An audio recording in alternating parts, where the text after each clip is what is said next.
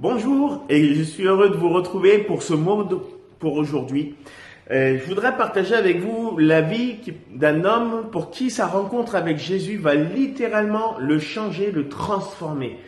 Et je voudrais utiliser sa vie pour vous encourager à fonder votre vie, non sur votre propre pensée, ni sur vos propres actions, mais sur la parole de Dieu. Seule la parole de Dieu peut opérer quelque chose de bon, quelque chose de vrai et d'efficace. Et je voudrais vraiment que nos vies puissent se tourner et s'appuyer sur ce que la Bible nous enseigne, sur ce que la Bible nous enseigne de Christ. Et je voudrais vous parler de cet homme dans l'évangile de Luc au chapitre 5 qui va rencontrer Jésus. Cet homme s'appelle Simon. Jésus est vers le lac de Génézareth et il va se retrouver là suivi d'une foule parce que Jésus enseigne le royaume de Dieu. Jésus parle que l'homme a besoin de revenir à Dieu, de se repentir, de se détourner de ses mauvaises voies pour pouvoir justement vivre ce que Dieu a prévu pour son peuple, pour chaque homme, pour chaque femme, et jusqu'à nous aujourd'hui. Dieu veut que nous entendions sa voix pour que nous puissions vivre les choses auxquelles il nous appelle. Alors, Jésus va suivi de cette foule. Va voir deux barques vides et au pied de ces deux barques, il va y avoir des pêcheurs qui sont en train de nettoyer leurs filets. Visiblement, ils reviennent de leur pêche. Mais Jésus va monter dans une de ces barques et va se tourner vers un homme qui est en train de laver ses filets et va lui demander de le mener au large pour que justement il soit à l'écart de la foule. Cet homme, c'est Simon. Et lorsque Simon va accepter la demande de Jésus, ils vont se retrouver au large. Jésus va de nouveau enseigner. Il va enseigner la foule et cette fois-ci, Simon va être au bénéfice de la parole de Dieu. Parce que Jésus n'est pas celui qui parle de lui-même, il ne parle pas pour lui-même ni de ce que lui il désire.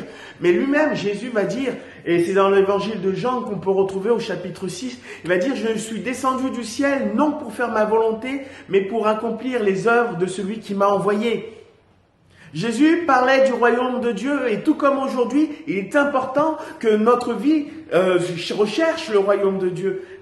Le Seigneur nous donne ce conseil pour nos vies. Cherchez premièrement le royaume de Dieu et sa justice. Et toutes choses vous seront données par-dessus tout. Pour vous dire que c'est important de ne pas simplement utiliser la parole de Dieu pour accomplir notre volonté, mais nous devons utiliser la parole de Dieu pour entrer dans sa volonté. Et lorsque nous entrons dans la volonté de Dieu, que notre volonté s'aligne à la volonté de Dieu, il va y avoir une action.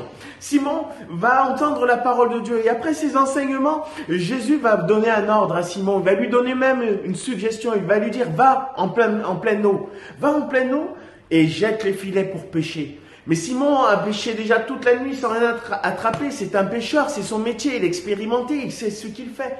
Et il va répondre, Seigneur, mais nous avons pêché toute la nuit. Nous avons pêché toute la nuit et nous n'avons rien attrapé. Mais il va y avoir une foi qui est née dans le cœur de Simon. Il va dire, sur ta parole, je jetterai les filets. Et il va jeter les filets et un miracle va s'accomplir. Il y aura des poissons au point de remplir une barque, mais bien plus. La deuxième barque aussi va arriver, ils vont les soutenir et ils vont remplir deux barques. Parce que lorsqu'on répond favorablement à la parole de Dieu, Dieu accomplit ce qu'il dit.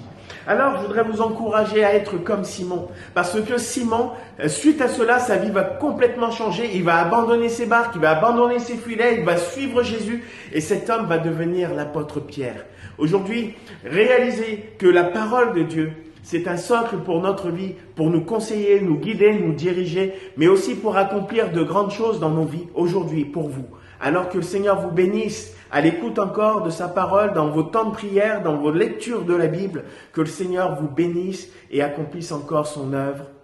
À bientôt.